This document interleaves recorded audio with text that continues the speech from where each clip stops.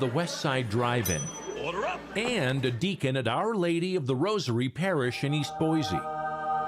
Time now for Cooking with Scripture, as Chef Lou Aaron provides you with the most delicious Bible study you'll ever hear on the radio.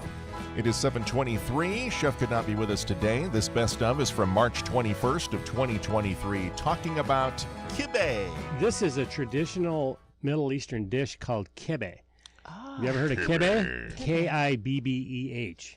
Okay. Now, I learned how to make this when I was in San Antonio, Texas, believe it or not, because I had an Iranian sous chef. Okay. And we were doing a around-the-world theme at our hotel that weekend, and he says, Chef, let me make kibbeh. I was like, I don't know what kibbeh is. Go ahead and make kibbeh. So it's basically ground lamb, pine nuts, raisins, bulgur wheat, and then an array of spices. Usually put mint in it. I didn't put mint in this because I thought it was, it's early in the morning and you and I didn't put lamb in it. This is ground beef. Oh. Because I thought, okay, I'll be nice to him. But you can make kibbeh with ground beef too, but it's traditionally made with lamb. Okay. So That's wonderful. Usually it's really cool how you make it too. And you go to any country in the Middle East, you're going to get a different recipe for kibbeh. And kibbeh, all that word means is ball. Ball. Okay. Yeah. Rolled ball, basically. So you can see, you thought it looked like a turd, but I thought it looked like falafel. Yeah, there you go. Because it's falafelish. Yes, it's falafelish. So with the lettuce leaves, is this just garnish? It's just garnish, or can but you it's wrap it you can wrap it and make a kibbeh taco. Yeah. A lettuce So taco. And the then sauces are? well, that's basically ground chickpeas. It's like a thin down hummus. So the brown one stuff is hummus, and the then white that's one is lemon yogurt with dill and toasted cumin. And we talked about call cumin it before. tzatziki or something like that. Tahini? Yeah. What'd you say? tahini. No, I was thinking Hope of the was thinking yogurt one. tzatziki. Oh, Tzatziki sauce. tzatziki sauce. No, that's close. It has no cucumbers. Tzatziki has cucumbers in it. That just is basically yogurt. And I put some ground cumin in a skillet, and I browned it. And that explodes the flavor, and that's why you taste that kind of a roasted flavor to the yogurt. And it's got Very lemon warming. in it. And so basically, the recipe that this Iranian sous chef made for me was he'd make it like this ground meat like I have there. And what I basically did is I rolled that into balls, and I fried it in a pan, some olive oil, and I just squeezed a little bit of lemon juice on top, and you're eating those little turtlets. Pretty cool. I've heard mixed bags about, we're just going to let the turtlet thing go. Trying. About frying I don't know. olive oil. I'm within an hour of getting out of bed, so I'm still a little punchy. You're not You better alone. put this radio show on a 3-second tape delay. I was going to say. Luckily, YouTube is... I tried, Diana. I really, really tried. All right, so I have a legitimate question about frying in olive oil. I was told never to do that. Okay, yes. Well, What is your advice for that? Well, because it breaks down and it starts smoking and gets bitter tasting when you fry it. But you start out a little slow, and if extra virgin olive oil is really not great to cook in because it really burns quickly. But you can get a blend is okay. It's really not a good staple as a chef to be cooking in olive oil, but a lot of people still do cook in olive oil. So as long as you don't get it too hot. And I basically just warmed the olive oil out in the pan, then I fried it in the skillet, and it was done really quick. So it doesn't taste burnt to you, does it? No, not at all. Yeah. That's what I wondered. It's like, Yeah. I've had zero success. So I other just abandoned it altogether. well, it's okay. Yeah, it's okay. It's just I always worry traditional. about shelf life. How long does it last before it turns rancid? Olive oil. Yeah. Well, if you're you got to put it in a cool place. You don't want to have it in a place where it's hot and cold because it will go rancid. And rancid olive oil is really gross. So, and usually olive oil is in a dark bottle, so you don't know until you've put it on something or made a salad dressing of it, and then you really go south on it. So you don't. Anyway, it's really good. It just adds a nice flavor to it. Yep. So the kibbeh is ground in a food processor. So that's why it's so smooth. So I put the ground beef and the raisins and the pine nuts and all the spices in there. And the spices usually have cumin, and allspice is a spice that you put in there. Just has a nice little round, different flavor. You're going, what's that? It's really a good dish. It's known all over the place. But traditionally, you make it with bulgur wheat, and that's got wheat flour in it. It's got some organic wheat flour in it. But bulgur wheat is a little stronger, and it's got a really unique flavor. And you soak it in water, the wheat, and you make a little dough. And then you add half the filling to the dough, and you mix it in. And then you make these little cups out of the dough, and then you put half the filling in the dough and make a pocket like an empanada. Ooh. And then you fry it. So you can fry it without the dough. You can fry it with the dough within it. It's really cool. Wow. Really neat dish. Very versatile. Yeah, and like I say, you can go on the internet and you can find 100 different recipes for it. So it's how good. does an Iranian dish tie into our Bible study? Well, it's lamb. Oh, that's right. I mean, we're talking about lamb here. So That's right. we're getting up to Passover, right? Mm-hmm. Next week, and we're getting over to the some big weeks come. Something big is coming up in a couple weeks. I'm not. Right. If everybody remembers. so we're getting to this Sunday. This Sunday's a great reading. We're in cycle A, so we have the reading of Lazarus this week. And if you think about that reading, well, I got to tie into today's reading first. Today's reading is John chapter 5, and it's where Jesus is going into Jerusalem. And I just want to get to if I can find it here. John chapter 5. So Jesus is on his way. This is in the last couple of weeks of his life, and it's during the Feast of the Tabernacles. It says chapter 5 starts out, after this there was a feast of the Jews, which was the Feast of Tabernacles, and Jesus went up to Jerusalem. Now there is in Jerusalem at the sheep gate. So we've talked about gates before, right? Sheep gate. So I brought a little map for you, but there was basically 8 gates in Jerusalem. For some reason, this little picture I brought has 10 gates. I'm not sure why, unless they combined them, but you basically had a sheep gate, fish gate, old gate, valley gate, dung gate. We talked about the dung gate before, right? Mm-hmm. Fountain gate, water gate, horse gate, inspection gate. Water gate. Yep.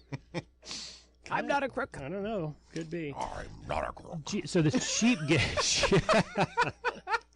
That was really good. That was pretty good. Thanks. Most people couldn't see what you did, but that's okay. Which is probably Those best. who know the reference, right? It could be like there's an age threshold where you know the reference. They're like, uh-huh. So Jesus entered to the sheep gate, and sheep gate is at the northern tip of the wall, and that's where they brought all the sheep in for the slaughter. Mm-hmm. But as you notice, Jesus goes out that gate too, and that gate leads right to Golgotha. And we've talked about Jesus being the good shepherd, so there's a lot of symbolism here because he goes through the sheep gate. And there's like we talk about the words in Scripture. There's every word means something, so it's not they didn't put that in there. Well, he went up through the sheep gate. It's like, okay, well, I went through that door over there. There's a meaning why he went through that door. Sure. And as soon as he went through the door, it said there is a pool in Hebrew called Bethsaida, and Bethsaida, that word means house or pool of mercy and grace. That's what that word means. So it's basically a place where you're going to receive grace and mercy. And that pool, they found that pool. It's still there. It's right where John says it is. It's still there. They've uncovered it. Was that a recent find? It was about 100 years ago, I think. They I read uncovered it. There was a pool that they found recently, like in the last year. Oh, well, I don't know. That they were excavating, and they think it was one of the biblical pools. Anyway. Well, there was 2 of them there, 2 big ones, but they have located them, and they're right inside the sheep gate, and people went there to get healed. And this is one of the final miracles Jesus did. There was a man who had been ill for 38 years. And Jesus saw him sitting there by the pool, and he was lame. He couldn't move. He was sick, and no one could help him get into the pool to be healed. And he waited. There was a great episode in The Chosen where they show this miracle. The picture of this guy. Everybody wants to get this opportunity to get in this pool to be healed, and he can't. No one will come and help him and pick him up. You are a slob, Brian. That's my wife. She'll tell you. So Jesus comes and he says, I've been here for 38 years, and because Jesus says, do you want to be healed? And he says, well, I've been here for 38 years. No one will help me. And Jesus says, rise, pick up your mat and walk. The guy gets up and walks. Miracle, right? Wow. So, and it was on a Sabbath. So there's a lot of similarity to today's reading and Sunday's reading because Jesus goes with the story of Lazarus, and we all know the story of Lazarus, but there's a lot of symbolism in the story of Lazarus too, because they come and tell Jesus is in, I think he's in Bethany, right? Mm-hmm. He's over in Bethany. He had before this story, been tried to get stoned by the Jews and killed. So he got out of town. He didn't even go back to Jerusalem. And they come and say, hey, your friend Lazarus is ill. You need to come. And, when most people say, need to go see your friend, you'd say, let's get up and get out of here and Right, go. And Jesus said, well, let's hang out for 2 days.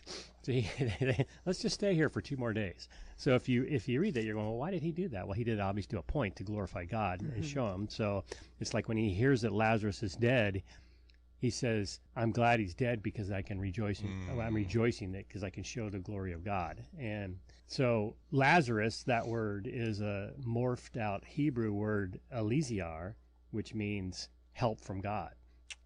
So symbolism there, right?